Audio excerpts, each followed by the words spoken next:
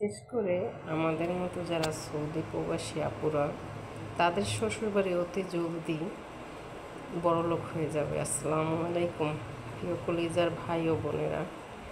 একদম তেল ছাড়া তরকারি, তেল ছাড়া যে মেয়েরা রাঁধতে পারে তারা কিন্তু সত্যিই লাকি শ্বশুরবাড়ির মানুষ। কারণ মশলা ছাড়া তরকারি, তেল ছাড়া তরকারি, পেঁয়াজ ছাড়া তরকারি আমাদের একমাত্র সৌদি আরব প্রবাসীরাই রান্না করতে পারে। দেখুন কত সুন্দর করে ধুয়ে টুয়ে পরিষ্কার করে নিয়েছি। ম্যাডাম বলে তেল দিস না। আমি কি তেল তো এমনিতেও নেই, কিভাবে দিব? কারণ মাংসতে যেই তেল আছে ওইটাই হয়ে যাবে। আমাকে আমার সমস্যা নেই, আমি রান্না বসায় দেই। রান্না বসিয়ে দিলাম একদম তেল ছাড়া, সব ধরনের মশলাগুলি দিয়ে দিলাম। তারপর এটা টমেটো কেচাপ দিয়ে দিলাম, সব কিছু দিয়েছি বাট তেল দিইনি। মাংসের থেকে যতটুকু তেল উঠবে অতটুকু, তাই সব ধরনের মশলা, ক্যাপসিকাম, পেঁয়াজ, টমেটো সব কিছু দিয়ে একবারে চুলার উপরে বসিয়ে দিলাম।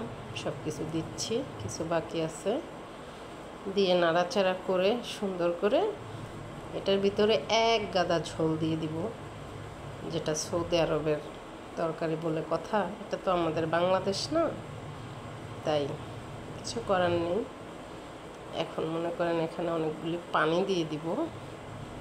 পানিটা দিয়ে দিলাম। এখন একটু ঢাকনা দম করে দেখছি যে কি অবস্থা। এটা তো বলক এসে পড়ছে। সাথে কিন্তু কালো কালো এগুলি শুকনা লেবু, এটা সৌদি আরবেরা খায়, এটাকে বলে সালসা টমেটো কেচাপ দিয়ে দিয়েছি। এই জিনিসগুলো ছাড়া তাদের তরকারি চলবেই না। তেল দেওয়ার না দেওয়া ওগুলো দিতে হবে। যাই হোক, কষাচ্ছি, ঝোল উঠছে।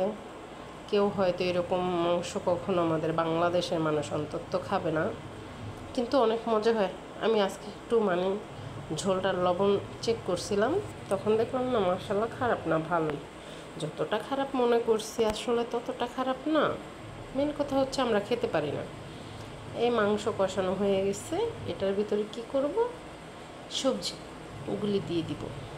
দেখছেন মিষ্টি কুমড়া, গ্যারা বলে, সব ধরনের সবজি আছে, বেগুন, গাজর, মিষ্টি কুমড়, ক্যাপসিকাম, আলু সব কিছু দিয়ে দিলাম। এখন সুন্দর করে কষিয়ে নিচ্ছি।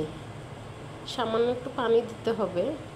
এখন অন্য পাত্রে দেখানোর মতো সুযোগ নেই, অন্য একটা পাত্রে আমি ভাত বসিয়ে দিছি, সাদা ভাত।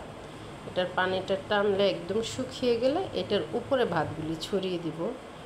যেহেতু এক হাতে তো আর আমার ফোন ধরে দেখানো সম্ভব না, আর এখন পাশে অনেক লোকজন চলে আসবে, তাদেরকে তো আর ভিডিও করা যাবে না, সময় নেই একদমই। দেখুন কালার কিন্তু মাশাআল্লাহ সেই বরাবর আসছে। সবাই ভালো থাকেন, সুস্থ থাকেন, আল্লাহ হাফেজ।